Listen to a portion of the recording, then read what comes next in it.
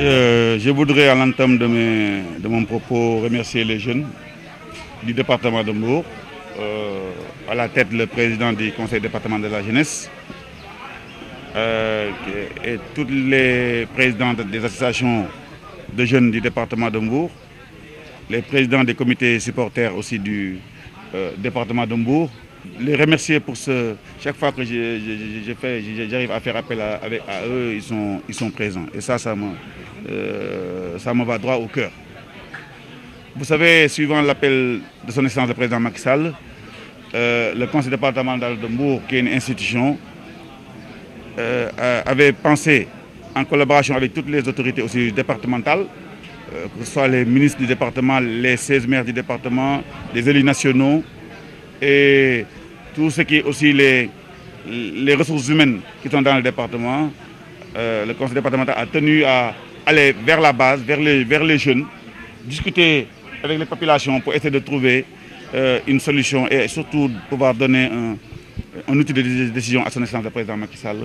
pour que le département de Mbour puisse en bénéficier d'une manière efficiente.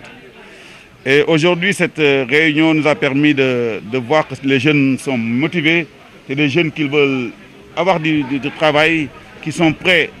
à être formés et même à changer de domaine de formation pour pouvoir trouver du travail. Des domaines de formation tels que des domaines où ils pourront s'exercer tels que l'agriculture, la pêche, le tourisme et surtout d'autres petits emplois. Mais ils ont besoin de formation et aussi de suivi. Ça veut dire d'encadrement pour pouvoir vraiment répondre d'une meilleure manière à l'attente de son Excellence le président Macky Sall. Et donc vraiment c'était un débat de haute facture et tout ce qui a été dit là sera mis dans un rapport et transmis à qui de droit au préfet d'abord du département de Mbour et aussi être remonté jusqu'à son Excellence le président Macky Sall. Il y a eu des choses qui ont été dites et aussi prises aujourd'hui qui sont très remarquables. Les jeunes ont demandé qu'il y ait un cadre de concertation permanent, ça veut dire chaque mois, et ils voudraient que ce comité-là qui a été mis en place se réunisse chaque mois pour pouvoir parler de tous les problèmes du département. Ils ne veulent plus qu'on attende seulement qu'il y ait des problèmes pour faire appel à eux. Et donc, je leur ai donné mon accord par rapport à cela. Et donc, chaque mois, il y aura cette réunion-là où on parlera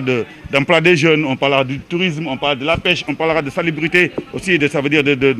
d'hygiène publique, on parlera de tous les même de sport, hein, par rapport aussi de tout ce qui développe une communauté. Et donc ça, c'est une très, très bonne chose. Maintenant, il y a un comité scientifique qui a été monté, qui va aller sur le terrain, qui va donner la parole aussi aux jeunes dans les quartiers. Et ce comité-là va revenir pour nous présenter un rapport en collaboration avec des experts qui sont là et qui pour vraiment essayer de tirer le maximum de ces renseignements et avoir un outil de décision qui pourra être exploité. Waaw, dañuy commencer d'abord par di rafetlu rek d'abord jotaay bi di rafetlu lu ñu oo xale yi ñu ñëw uy suñu di remercier le président du conseil départemental de la jeunesse bi nga xam ne yónnee na fi ànd ak ay yeneen naataangoom donc ànd ak tamit ñu ngi di remercier aussi association yi fi nekk yëpp association départementale jeunesse yi fi nekk fii Mbour ak ci gox-goxaat yi président comité supporter yi aussi tamit club professionnel yi tamit ñëw nañ fekke ko parce que foofu la jeunesse yi tamit di nekk vraiment mu nekk boo xam ne lu ñu ko suñu kilifa waxee woon ñu def ko mooy am benn jël ay dispositif boo xam ne waxtaan ak xale yi te bañ cee rax politique parce que emploi de jeunes président Macky Sall dafa ne du question politique politicienne ça veut dire nañ dem ci gox gi ñu waxtaan ak xale yi jël ko en charge ñun nag démarche bi ñu am rek mooy toujours démarche bi nga xam ne la démarche participative fexe ba nga xam ne xale yi nga xam ne ñoom la ñu war a utal liggéey ñu jox leen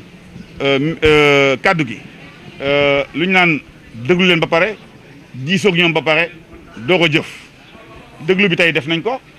créé nañ fi benn comité boo xam ne scientifique boo xam ne ñoom ñooy demaat ci quartier yi ci gox-goxaat yi waxtaan ak seen i naataango yi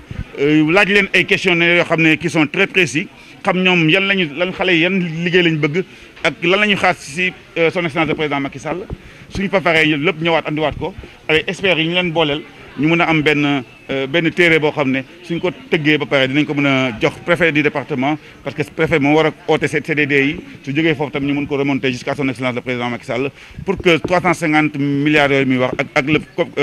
conseil présidentiel bi mu war a def ñu mën a jël décision yoo xam ne par rapport ak réalité yi nga xam ne jóge nañ ci loolu. donc en même temps aussi lu ma ci gën a neex tey mooy cadre bi ñu def ni ak jeunes yëpp association yëpp ñoo laaj ne bëggatuñu ñu toog ba xaar ba problème am ñuy oote dañoo bëgg cadre bi mu nekk un cadre permanent de concertation ma may leen ko ma nangul leen ko chaque mois dinañ réunir di wax ci problème département bi nga xam ne duñu xaarati ba am ay problème ba nga xam ne dinañ am cadre boo xam ne dinañ mën a waxtaan foofu la ñuy waxee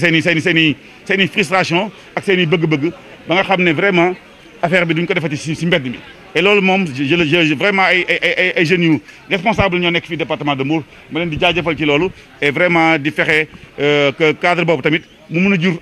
dara jur mooy si affaire emploi ci affaire nañ ci wax ci affaire pêche bi nañ wax ci affaire tourisme nañ wax ci affaire agriculture loo xam ne dal dina andil kii njëriñ sunu département de Mbour te dina yombal suñu liggéey bi incha allah.